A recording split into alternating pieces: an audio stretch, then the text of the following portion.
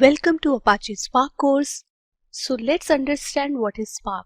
So in simpler terms, Spark is a distributed framework that works on distributed data and provides the capabilities of parallel processing. So Hadoop is in market since 2009. So you might be wondering, so what was the use case of this new framework? Why it became so popular even there was an existing framework from so many years? So Hadoop has many drawbacks. It was slower, it was only for the batch processing. The Spark came up with many things, many new features. It was 100 times faster than Hadoop. Yes, that is the main feature of Spark. Why it is 100 times faster? Because of its in-memory computation. Also, we have a support for multiple language in Spark. We have Python API, Scala API, Java. If you know any of these languages, the Spark becomes very easy for you. So let's see the Spark components. Apart from providing the batch processing, Spark provides us with lot of other processing power also. Spark core in the center that provides main abstraction, main functionalities to work with various kinds of data. Then we have the Spark streaming. So Spark streaming provides APIs to work with the streaming data, like we can work with the data that is coming from Kafka, Twitter, from any other streaming source, maybe the log datas. Then we have the Spark SQL. Spark SQL or data frames are nothing but similar to the tables in relational database, and they impose a structure on top of data on which we can execute the SQL queries. We can use the data frame API, so we will learn everything about it, don't worry that. Then we have the machine learning libraries. Spark provides the API for the machine learning as well. And then finally it has a graphics, so it provides the APIs for the graph processing power, like if we have the data such as Facebook, where we have a lot of friends, and then further our friends have a lot of friends, so that kind of data is a kind of graph data. To work with that kind of data, it provides special APIs called the graphics APIs. So in this course, our main focus will be the Spark SQL data frames and the Spark core. We will not be looking into machine learning libraries, graphics, and Spark streaming. I will provide a different course for that. So this is the introduction about this course, what we are going to learn. Let's get started, and I'm very excited. I hope you will learn a lot of things because we are going to do a lot of exercises. So stay tuned. Let's go to our first lecture. Welcome back everyone. In this section, we are going to learn how the Spark application runs. In order to understand how a Spark application runs, we must understand few things first. One, what is a cluster manager? So we will understand what a cluster manager is. Specifically, we will talk about Yarn cluster manager. Then we should know how a distributed storage works. So we will be taking a deeper dive into HDFS, that is a Hadoop distributed file system provided by Hadoop framework. And when we have answer for both, then we will understand how the Spark application runs with Yarn cluster manager and on top of HDFS. So let's get started and understand what is a cluster and a cluster manager. So what is a cluster first of all? So the cluster is a multiple machines when we connect multiple machines over the network to perform as a single system. It is called a cluster. So let's say we have a 4-node cluster. Okay, so it means all of these 4 machines can communicate with each other over the network and can perform operations. So these machines are organized in master-slave architecture, which means one of the machine act as a master machine and the rest of the machine work as a worker machine. So now let's get the answer. What is a cluster manager? So as the name suggests, the cluster manager is responsible for managing the cluster that we have seen in the last slide.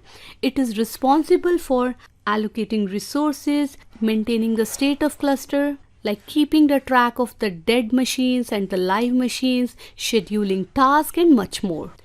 The Spark can run on top of many cluster manager. First of all, it can also run in the local mode, but if I talk about the cluster manager, it can run on Apache Yarn, Apache Mesos, its own standalone cluster, and the Kubernetes. Okay, so in this lecture, we are going to see Apache Yarn in detail.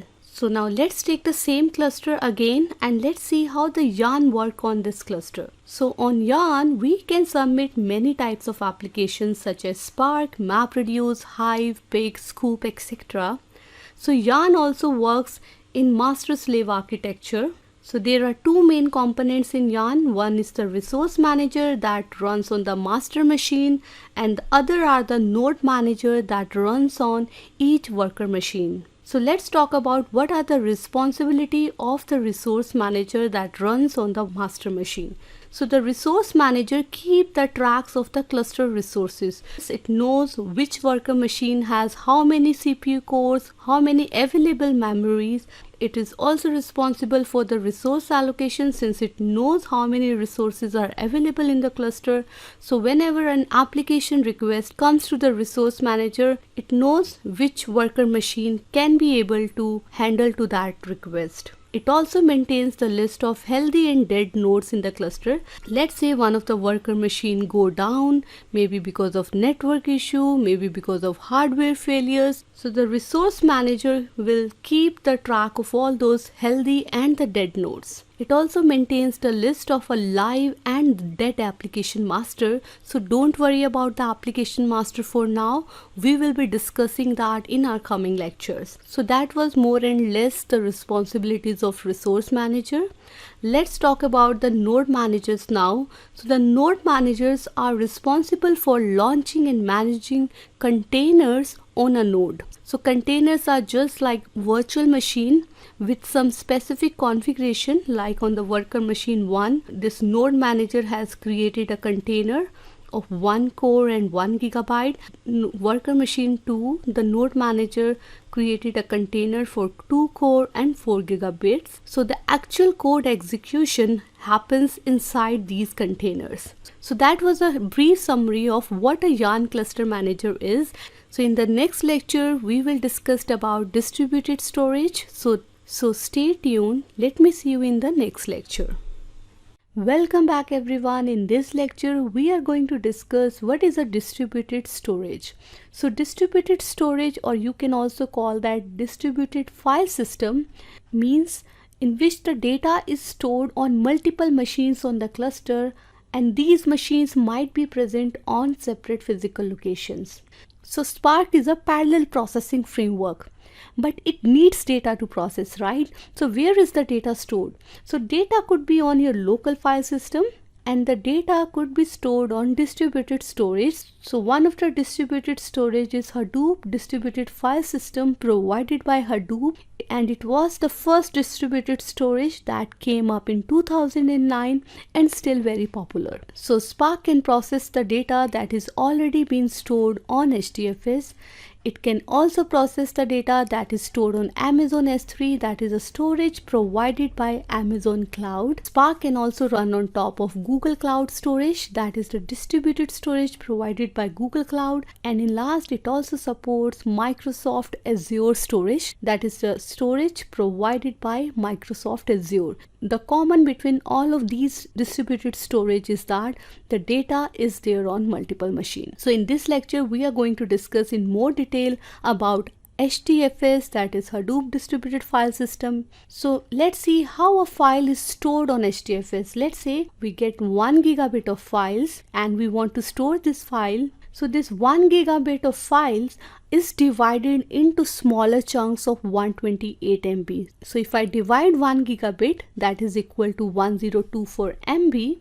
If I divide this by 128, I will get 8 smaller chunks. So these smaller chunks are called HDFS blocks in HDFS terminology. Okay. So these blocks get distributed across the cluster on multiple machines, and these machines might be present in different physical locations. So all my 8 blocks are stored on these 3 worker machines on my cluster.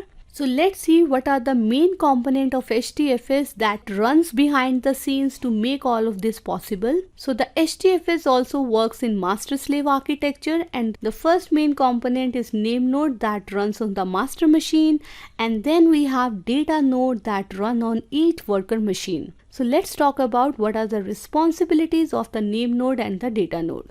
So if we talk about the name node, it is the entry point to each and every request that comes to your HDFS. So whether it is a read request or a write request, the first point of contact is your name node that runs in your master machine. So what the name node is responsible for? It keeps all the meta information about your file, like your file name, what are the permission, who can use that file, and most importantly the block location. So where are all the blocks of this particular file is stored, all that information is stored on name node. So of course name node is the most crucial component of your HDFS. Then we have data nodes. So data node stores the actual data in form of block. So they are the one who actually perform block creation, deletion and replication. So that was a very brief summary about HDFS and its component. Now in the next lecture we will see how a Spark program runs on top of HDFS using Yarn Cluster Manager. So before running our Spark application, let me show you how my cluster looks like now. So here we have a master machine on which I have resource manager. So do you remember that was a part of Yarn and it is responsible for allocating resources. And then we have name node that was part of HDFS and it was responsible for storing all the meta information about your file system. And there are 3 worker nodes on my cluster and each worker node contains node manager that is again part of Yarn and it is responsible for creating the containers at runtime. And then we have data node and that is responsible for creating, replicating and deleting blocks. Okay, so let's say I want to run my Spark application on this sample.txt file that is already stored on my HDFS. So let's say dark blue blocks on my worker machine 1 and on my worker machine 3 represent the blocks of this sample.txt file. So I have introduced a client machine on which I will be submitting my Spark application. So I want to process on this sample.txt file. And we are explicitly telling that we want to run this application on 3 executors. So in Spark terminology, the containers are called executors. So don't get confused between the executors and containers. So I'm specifically telling that I want 3 containers or 3 executors with 2 cores and 1 gigabit each. So I will be going a little bit slow in this video because it will be too much to consume. And I would recommend that you watch this video at least 2 to 3 times in order to understand the entire flow. So first of all, let me show you how my Spark program looks like. So this is my main class. This class has the main method and the class that contains the main method in Spark is called as a driver class. So what we are doing in this class is I'm going to read this sample.txt file and after reading this sample.txt file I'm applying bunch of processing logic on top of that. And after doing all the processing, I am finally writing the output to some output location. So I am not going into the details of each and every step for now. So we will be covering that later on. So don't worry about the syntax for now. So let's say this is the Spark application that we submitted on our Spark cluster. So when you submit a Spark application, a Java process is created that is called as a driver. This is the process that contains the main method. So we have already seen our driver class, right? So after this driver process is created, it connects with the name node to get the information about the input file. So which is our input file? Sample.txt. So why we are asking name node? Because we know that name node has all the information about file and its blocks. Right? But before providing the block information back to the driver, the name node checks whether the user has permissions to read this sample.txt file. It also checks whether the user has permission to write to the output path that is defined in our Spark application.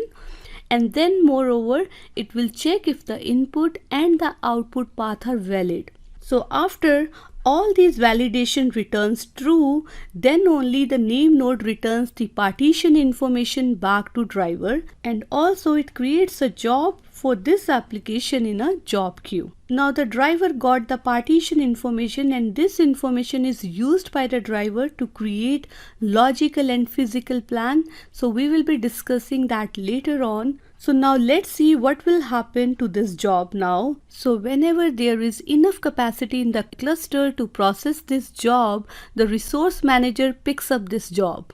So before proceeding further, let's revise this flow one more time. So you submit your Spark application, a driver process is created. The driver process connects with the name node to get the partition information about this sample.txt file. The name node do some validation before providing the partition information.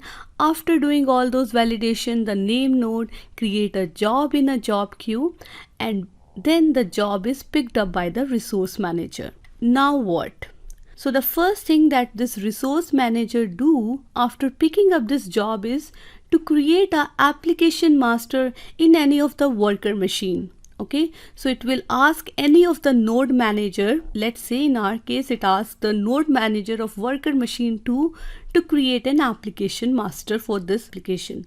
So far we have not discussed application master, right? So what is it? So every application that gets submitted to Yarn is assigned an application master. Application master is responsible to negotiate the resources such as CPU, memory with the resource manager, okay, that is required to run your application. So you can think of application master as an agent between your application and the resource manager, and it will be handling all your resource requests throughout the life cycle of your application. So now the application master is created on worker machine 2. So what this application master will do? So first of all, it will check how many resources are required. Okay, so in our case, we require 3 executors, and it will also check on what file the Spark application has to be run. So in our case, the Spark application has to be run on sample.txt file. So after gathering all that information, it will connect with the name node to check where the blocks of this sample.txt file is stored.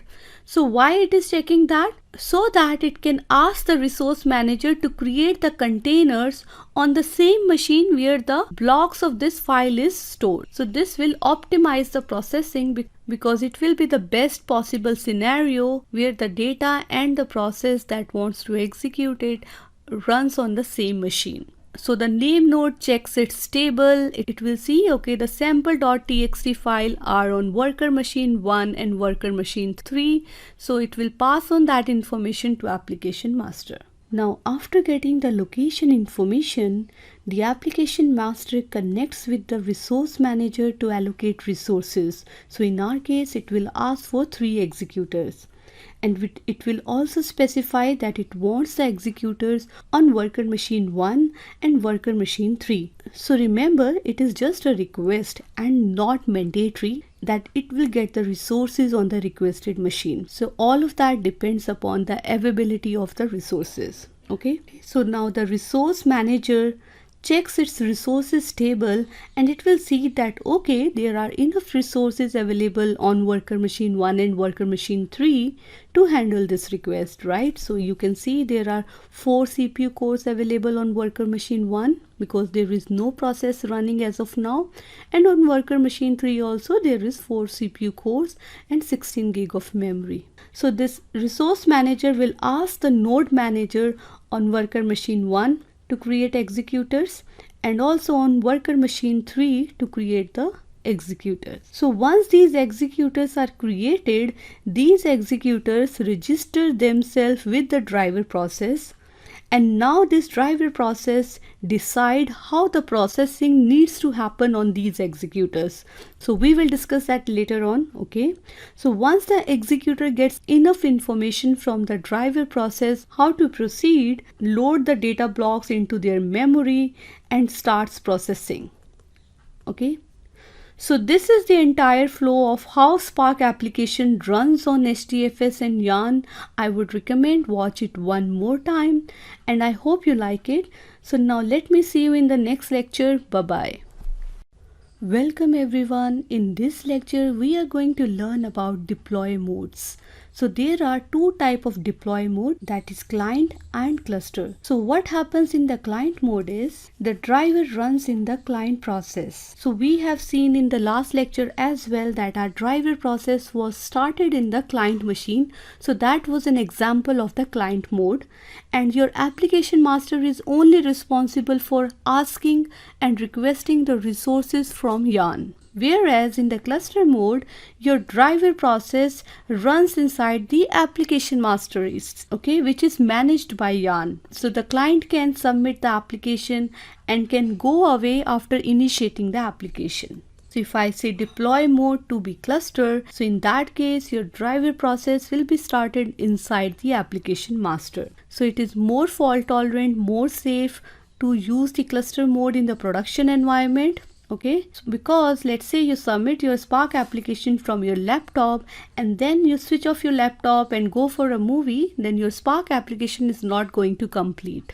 Okay, so make sure whenever you are running in the production environment, you always use deploy mode to be cluster. So that is all for this lecture. Stay tuned. Let me see you in the next lectures.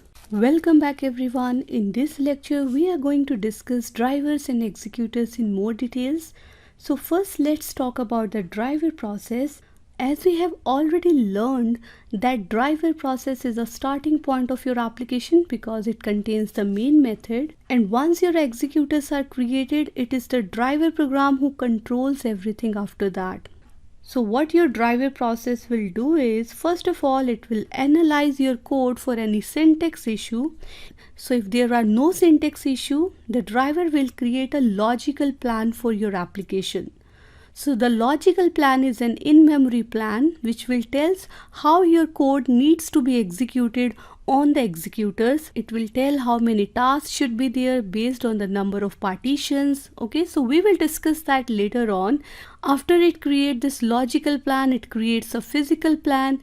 Finally, the tasks are assigned to the executor for further executions. So in order to understand these plans in more details, we need to know few more things. So I will come back to the plans at the end of this section. Okay, now let's talk about the executors.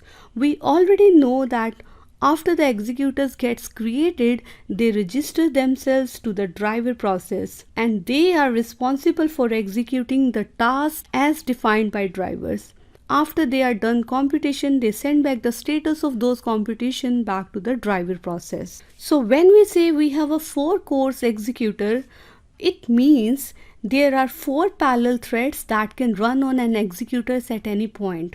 So the degree of your cluster depends on the number of executors multiplied by number of cores. So in this diagram, as you can see, we have 2 executors with 4 cores each, which means at any given point 8 number of tasks can run on this cluster. So that defines the degree of parallelism of your cluster. So this is just the introduction about the driver and the executor. We will get into more details in our coming lectures. So stay tuned. Let me see you in the next. Welcome back. In this lecture, we will take a look into the data structures provided by Spark. Okay, so the Spark 1.0 came up with RDD, that stands for Resilient Distributed Data Set. So these RDDs was an abstraction on top of your partition data. And later on, as the Spark keeps on evolving, the Spark came up with more advanced data structures called as data frame and data sets. These data structures use the SQL engine to represent the underlying data in form of tables.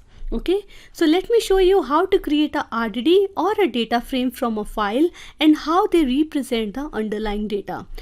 So let's open a Spark shell.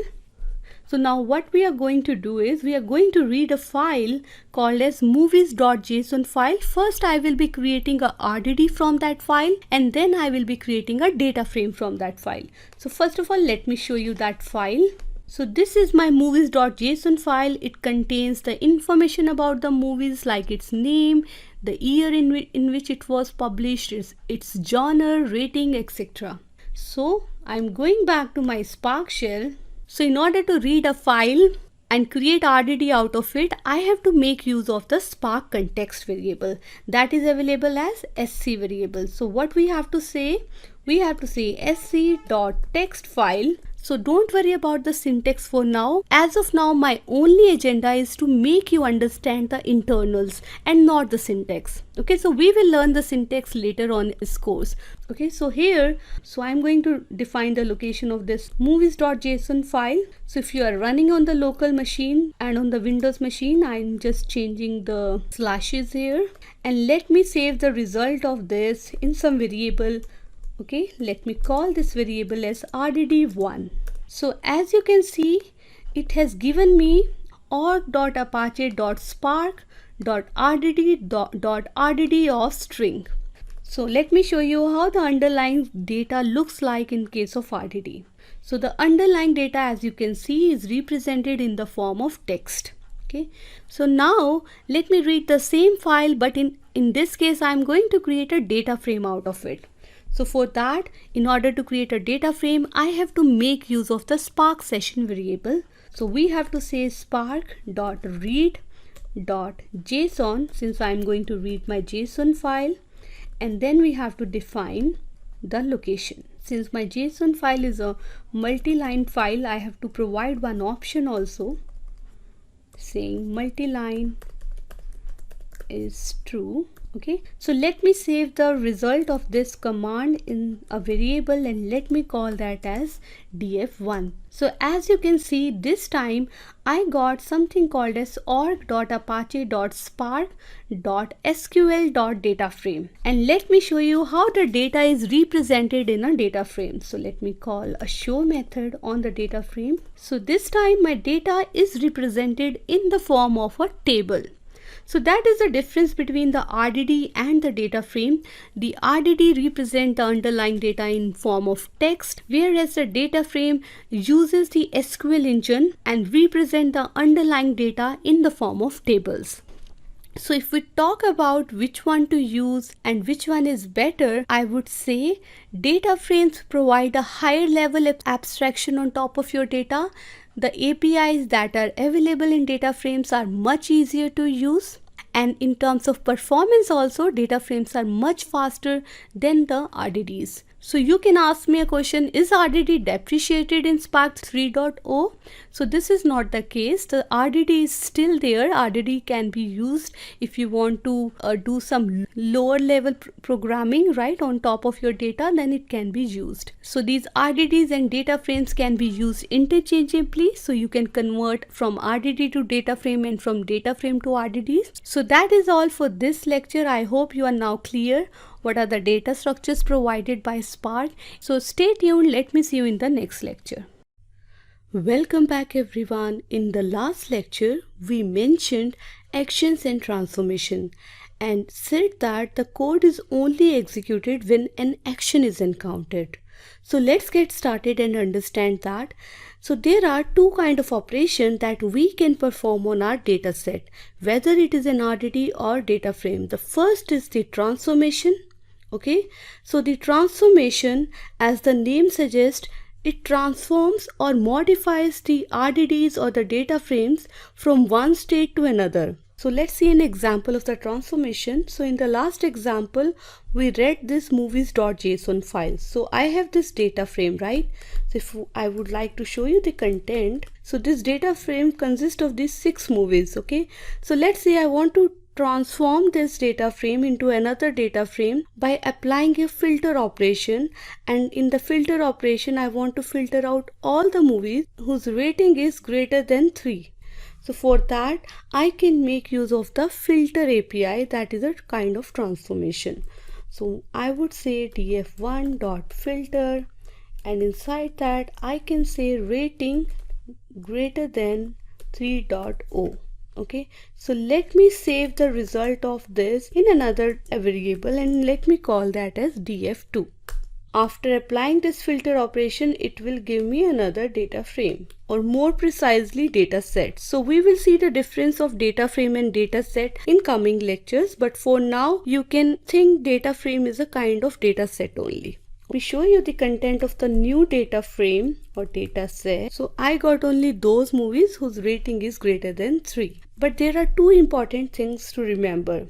First, RDDs and data frames are immutable, which means you cannot modify an existing data set, right? But you can always create new out of existing data set by applying a transformation that we already did. Okay, we created a new data frame out of our existing data frame. The second very important thing to remember is these transformations are lazy operation. So by lazy, it means until and unless we don't trigger any action, they are not executed. So let me prove that. So I'm going to open a new Spark shell to demonstrate few things. Okay, so we know when we open a new Spark shell, a Spark UI is binded to it. So I'm going to open a Spark UI at localhost and port 44. So let me open that Spark UI. So as of now, there is nothing on this jobs page, as you can see. So what we need to prove here is we need to prove that the transformations are lazy and they are only executed when an action is encountered. So first of all, let me read the same movies.json file. So in this statement, this .json is an action. So when I ran this statement, it should have triggered a job. So if I go back to my Spark UI and refresh it, you can see that a job is created. And if you want to know because of which action this job is created, it can be seen in this description box. So it is saying that because of this JSON, a job is created. So we will talk about the stages and the tasks in next lectures. For now, just don't focus on them. So let's apply the same filter transformation to filter out the movies whose rating is greater than 3. Let's see on the Spark UI something happened. So as you can see, though I have applied the transformation, but I have got nothing on my Spark UI. No job is triggered. So now let me apply one more transformation here on this newly created data frame 2. Let me say df2.filter. So what I am doing, I am filtering out further the movies whose year is greater than 2001. And let me save that in df3. So which means I am applying another transformation on top of that. So if I go back again and refresh my Spark UI, still no jobs are there. So why the jobs are not getting triggered? Because we are not applying any actions. We are just applying the transformation. So now finally let's apply some action. So on the df3, okay, let me call now the show. So show is a kind of action. So as soon as I say show, let me go back to my Spark UI and refresh, and now you can see the job here and which say this job is triggered because of this show. So I think now I have proved my point that the code is executed only and only when an action is encountered. So now let's see diagrammatically also once. So let's get started. So we already know this cluster setup. We have 3 executors and then we opened a Spark shell on a client. So the step number 1 is I'm going to read my JSON file.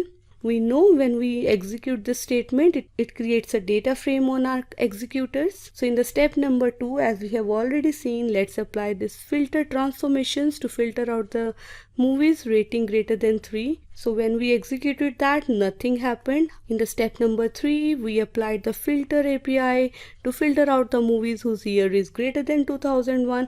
Again, nothing happened on the cluster, right? Now in the step number 4, when I mentioned the action called as show, then only all the things got executed on the cluster. So then these filters will be applied on each executors, and because of the show, the results will be transferred back to the driver to be displayed on the console. Okay, so that's what we have seen using our Spark shell also. So that is all for this lecture. I hope you now know what is the difference between transformation and action. So in the next lecture, we will talk about wide transformations and narrow transformations. So stay tuned. Let me see you in the last lecture, we talked about transformations, right? In this lecture, we will see what is a narrow transformation and a wide transformation. So let's go by the definition first of all. The narrow transformation is a transformation that does not require data shuffling. So in the last lecture, we see the filter transformation. So that was an example of narrow transformation. But a wide transformation is a transformation that does require data shuffling operation and creates a new stage. Okay, so we will see what a stage is, but just remember that these white transformations require the data to be shuffled across the executors. So let's say instead of this filter API in step number 3, I want to group my data based on the released year and I want to count how many movies are released in each year. But do you think that it is possible?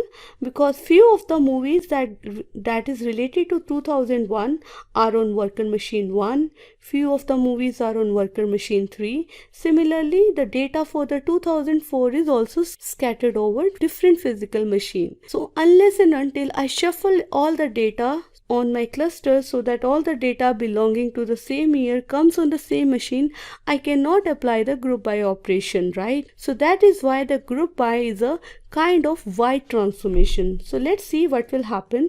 So let's say I say group by year and then apply the count.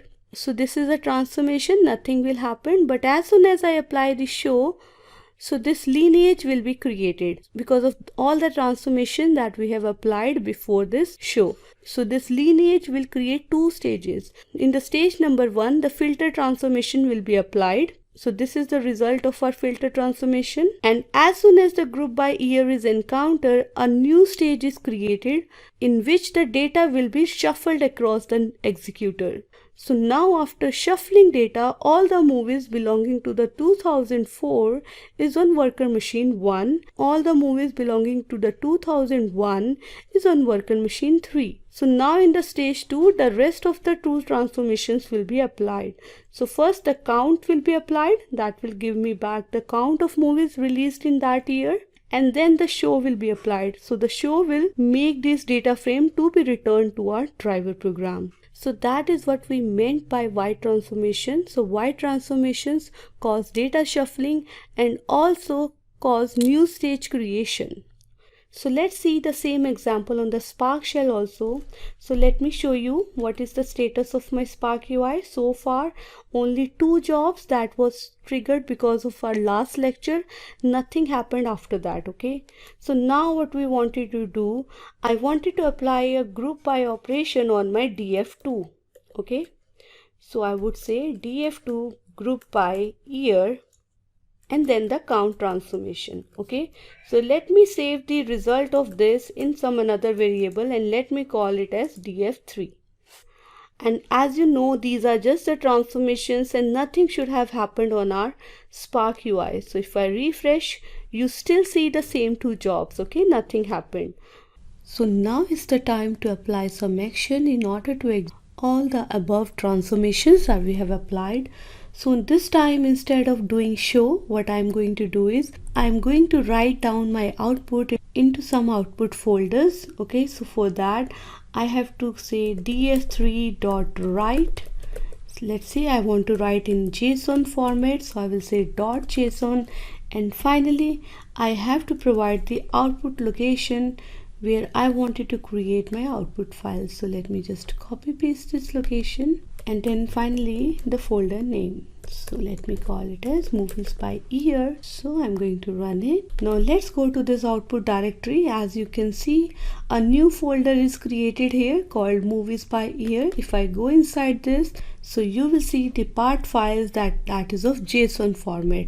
So please ignore these CRC files and this success file. Just check only this .json file. If you open this file has data related to year 2004.